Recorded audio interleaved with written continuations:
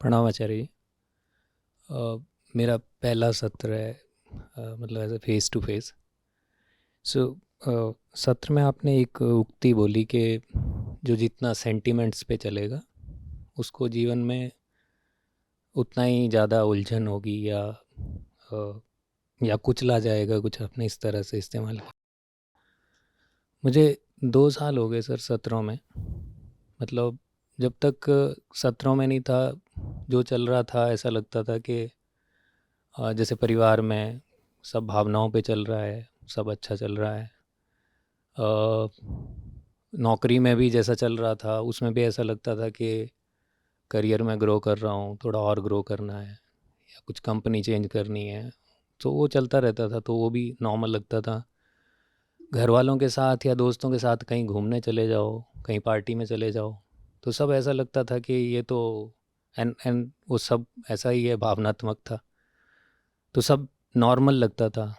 उसके बाद जैसे जैसे सत्रों में आया तो धीरे धीरे जैसे गीता को समझना शुरू किया, तो अब ऐसा हो गया है कि मतलब जैसे जैसे जैसे सत्र, मतलब दिन गुजरते जा रहे हैं, सत्र गुजरते जा रहे हैं, तो अब तो जो अंदर द्वंद है वो बढ़ता ही जा रहा है, मतलब दिन प्रतिदिन। सो जैसे जहाँ पहले घूमने जाते थे वहाँ सब नॉर्मल नॉर्मल लगता था, सब ग्लिटरी, सब शाइनी। अब वहाँ जाते हैं तो मतलब बहुत पता नहीं कॉन्फ्लिक्ट होता है। ऐसे घर में परिवार के साथ ऐसा लगता है कि यार ये सब कुछ पहले सही था, इसमें भी अभी कॉन्फ्लिक्ट है। नौकरी में तो ऐसा लगता है कि मतलब कहाँ फंस गए। तो ज़िंदगी के जिस भी वॉक में जाओ उसमें ऐसा लगता है कि कॉन्फ्लिक्ट है। अ, जैसे एक थोड़ा सा एक कॉरपोरेट में काम करता हूँ, तो लिंक्डइन पे जाता हूँ, तो लिंक्डइन पे सब कुछ ऐसा लगता था पहले, जनरल एक ऑब्जर्वेशन बता रहा हूँ, कि सब कुछ नॉर्मल है, अच्छा है, हर किसी का पोस्ट आ रहा है, उसको किसी को भी लाइक कर दो। तो अब वहाँ भी जाता हूँ तो वहाँ भी ऐसा लगता है कि यार ये चल क्या रहा है। तो मतलब जिस भी वॉक में जा रहा हूँ, जैसे सत्र जैसे जैसे आगे जा रहे हैं, जैसे जैसे आगे बढ़ता जा रहा हूँ, तो हर जगह कॉन्फ्लिक्ट है। मतलब अंदर बहुत ऐसा द्वंद है कि ये ऐसा क्यों है, ये वैसा क्यों है।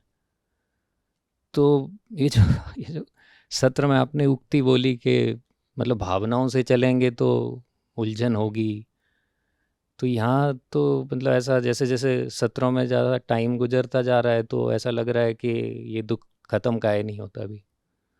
तो, तो ये पता नहीं अवलोकन है, सवाल है, पर ये द्वंद मतलब बढ़ता ही जा रहा है ऐसे। कहानी है एक हंस के बच्चे की। चंडा इधर उधर हो गया था तो कौवों के बीच में पहुंच गया उसका अंडा। तो पैदा ही हुआ कौवों के बीच में, तो वो अपने आप को कौवा ही माने, ये सब करे। उसको उलझन रही है कि मैं इनके जैसा हूं नहीं।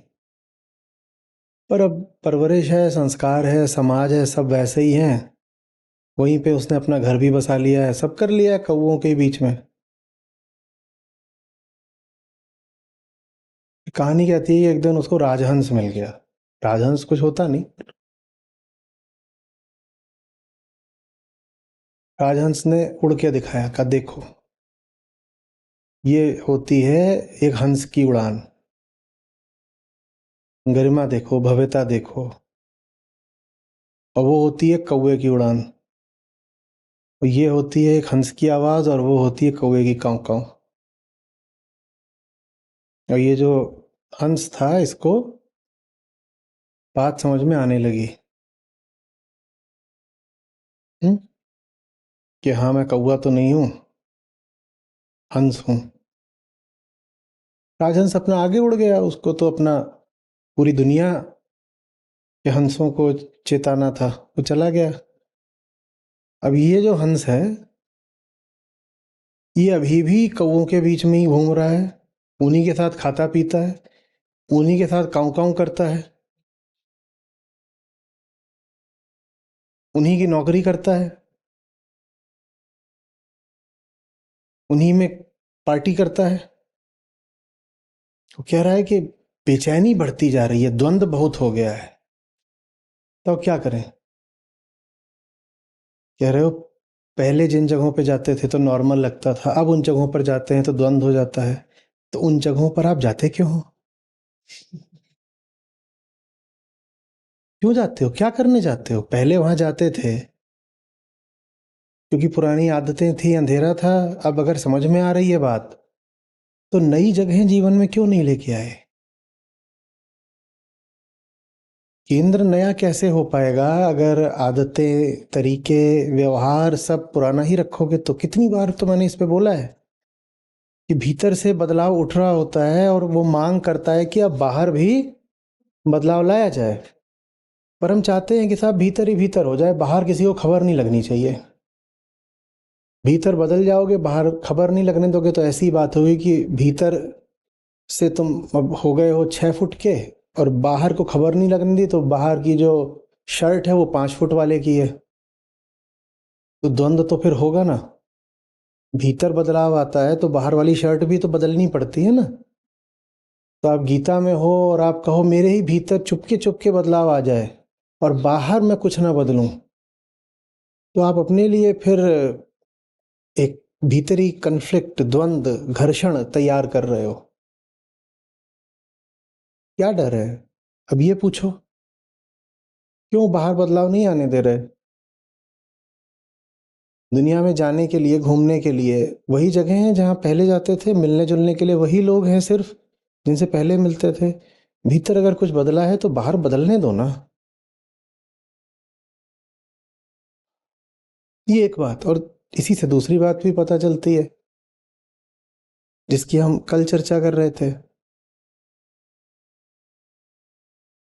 कि अगर आप तक गीता पहुंची है तो औरों तक पहुंचाओ, नहीं तो ऐसे ही अकेले रह जाओगे कि किससे बात करूं। पुराने लोगों से अब बात करी नहीं जाती और नया बात करने वाला कोई है नहीं। पुरानों से बात करो तो ऊब होती है और नया मैंने कोई तैयार ही नहीं करा मैं जिससे बात करूं। तो हमारे पास भी कम्युनिटी पर बहुत चतुर चतुर लोग बैठे हैं। वो कह रहे हैं चुपचाप मैं अपना भीतर भीतर कर लूंगा, किसी को पता ही नहीं लगने दूंगा, न बाहर कोई बदलाव आने दूंगा, न बाहर किसी तक गीता पहुंचाऊंगा। पहली बात तो अपनी जिंदगी में बाहर में कोई बदलाव आने नहीं दूंगा, और दूसरा बाहर की दुनिया में किसी तक गीता मैं पहुंचाऊंगा नहीं। मैं तो बस अपना भीतरी व्यक्तिगत उत्थान देख रहा हूं। मुझे मिल गई ना गीता, मैं सीख रहा हूं, मैं बढ़िया हो गया हूं, मैं बेहतर हो गया हूं। ऐसे नहीं चलेगा। जो बेहतर हो गया है उसे अब दुनिया बेहतर बनानी पड़ेगी। और ये कोई कर्तव्य की बात नहीं है, नियम है। तुम्हें भीतर कुछ मिल गया है और वो बाहर नहीं जाएगा तो तुम्हारी हालत खराब हो जाएगी। आपको दिखाई नहीं पड़ रहा था साफ साफ, आंखों में मान लीजिए कुछ था, और आप जहां बैठे हैं वहां भी अंधेरा था। आप कचरा खा रहे थे, गंदा खाना। मौज में खा लोगे कि नहीं खा लोगे? बोलो, खा लोगे मौज में? नहीं खा लोगे? बस बदबू नहीं आनी चाहिए। बदबू नहीं आ रही, कोई खूब मसाला वसाला डाल दिया है, लेकिन खाना बिल्कुल कचरा है। पर अपने पास आंख भी नहीं थी और प्रकाश भी नहीं था, तो मस्त खा रहे थे। अब अगर प्रकाश आ गया और आंखें भी थोड़ा खुल गईं, तो वो खाना खाने में अब द्वंद्व होगा ना, अब बुरा लगेगा। तो अब जिम्मेदारी आ गई है अपने ऊपर। क्या? जाओ साफ खाना तलाशो। भीतर बदलाव आया है तो बाहर भी बदलाव तलाशो।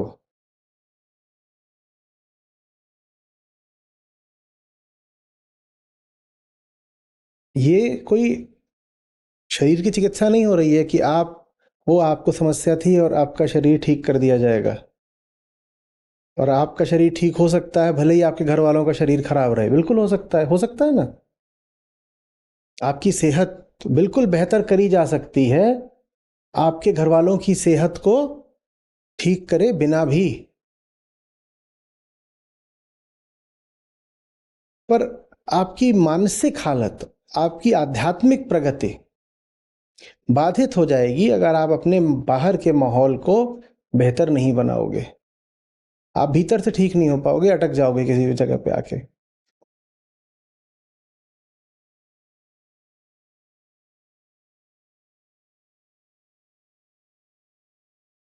मैं कल्पना नहीं कर सकता हूँ कि मैं ऐसे लोगों के साथ जी रहा हूँ, खा रहा हूँ, उठ बैठ रहा हूँ, जिनको ज्ञान से कोई मतलब ही नहीं है।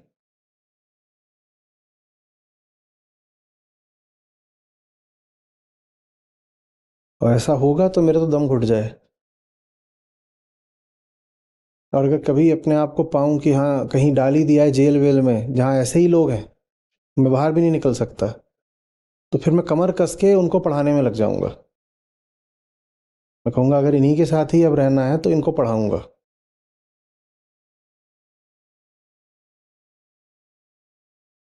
और नहीं तो फिर वो पढ़ने को भी ना राजी हों और रहना भी वही है, तो फिर तो यही करूँगा कि ये दीवालें हैं, सलाखें हैं, कोशिश करता रहूँगा, कोशिश में अब जान चली जाए तो वही बेहतर है, पर इनके साथ जी तो नहीं सकता। आप लोग ज्ञान की जिम्मेदारी उठाने को तैयार नहीं हो, आप समझ ही नहीं रहे हो कि बोध कर्तव्य के साथ आता है। हम्म? अंधेरे में भी कर्तव्य रहता है, कामना कर्तव्य, और बोध में भी कर्तव्य रहता है, करुणा कर्तव्य। बोध आया है तो अब कर्तव्य आ गया। अब बच्चों भाग नहीं सकते बचकर, अब कर्तव्य आ गया है, अब पहुंचाओ सब तक, बदलो दुनिया। पहले बदलो अपने ढर्रे, फिर बदलो दुनिया। होता है ना, देखो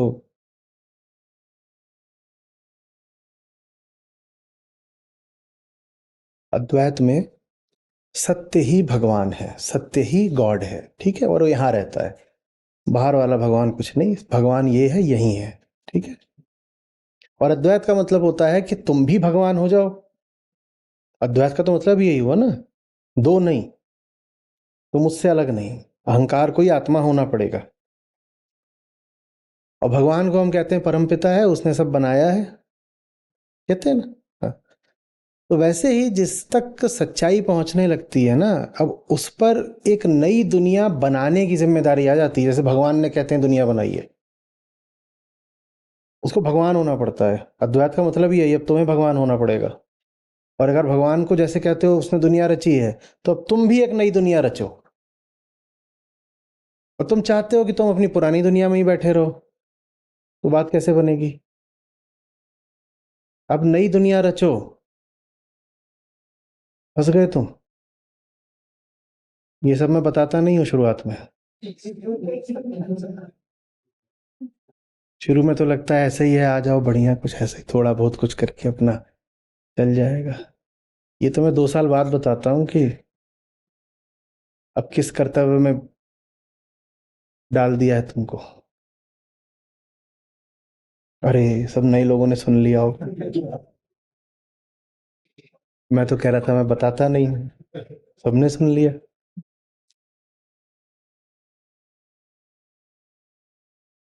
अद्वैत का मतलब है तुम ही उच्चतम हो, कम से कम संभावना में। और तुम ही अगर उच्चतम हो तो अब उच्चतम का दायित्व भी निभाओ ना। तुम्हें किसका डर? करो, करके दिखाओ। यही बात तो मुझे जीत गई थी। गजब हो गया, ये है दर्शन। जो कहता है तुम ही हो, सारी बात उठा के मेरे ही ऊपर डाल दी। तो वो तुम ही हो तो करने वाले भी तुम ही हो। अब ये थोड़ी होगा कि हम तो जाते हैं वहां बस ऐसे ही चौपाटी पर गए थे, थोड़ी चाट खाकर आ गए, पर अब अच्छा नहीं लगता। तुम्हें इस लायक ही नहीं छोड़ा है मैंने कि तुम्हें अब ये छोटी टुच्ची चीजें अच्छी लगें। तुम्हें समझ में क्यों नहीं आ रहा है? I will leave you incapable of pitiness. तुम चाहोगे भी तो टुच्चई तुम्हें पसंद अब नहीं आएगी। ये खतरा है मेरे साथ रहने का। हंस बन रहे हो।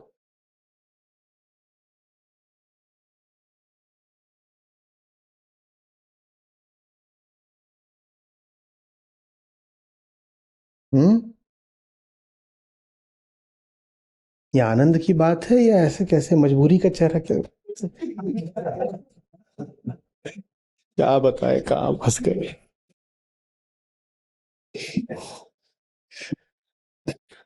जैसा चेहरा बनाओगे तो मैं मजे लूंगा। मैं कहूंगा अच्छा ठीक है, फंस गए हो तो भाग जाओ। और मुझे पता है आप भाग सकते नहीं।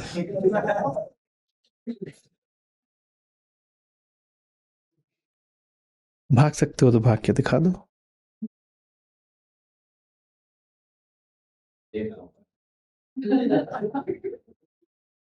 जिन्हें भागना होता है वो पहले महीने में भाग जाते हैं। मालूम है, हर महीने जो भागते हैं उसमें से बहुत ज्यादा, एकदम ही ज्यादा वही रहते हैं जिनके गीता सत्रों में 1-2 महीने हुए होते हैं।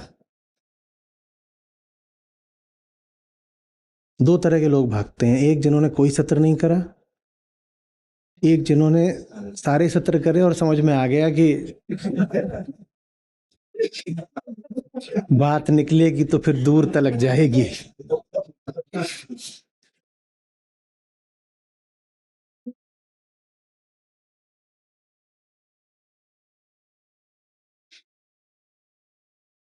अब कुछ नहीं कर सकते। अब नई दुनिया रचो, मेरे साथ लगो। वही धूमिल की बात हो रही थी ना, उनका वक्तव्य है, तुम अकेले नहीं हो, लाखों हैं जो तुम्हारे इंतजार में खड़े हैं, उनका साथ दो। लाखों नहीं है, करोड़ों हैं जो तुम्हारे इंतजार में खड़े हैं, उनका साथ दो। ये पुरानी गलियां, पुरानी आदतें और पुरानी सीमाएं, अब इनसे कोई काम नहीं।